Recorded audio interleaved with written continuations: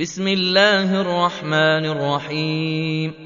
পরম করুণাময় ও অসীম দয়ালু আল্লাহর নামে শুরু।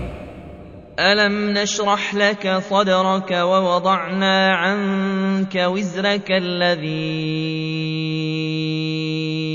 أنقض ظهرك আমি কি আপনার বক্ষ উন্মুক্ত করে দেইনি? আমি লাঘব করেছি আপনার বোঝা, যা ছিল আপনার জন্য অতিশয় দুঃসহ। ورفعنا لك ذكرك فإن مع العسر يسرا إن مع العسر يسرا আমি আপনার আলোচনাকে সমুচ্চ করেছি। নিশ্চয়ই কষ্টের সাথে স্বস্তি রয়েছে। নিশ্চয়ই কষ্টের সাথে স্বস্তি রয়েছে।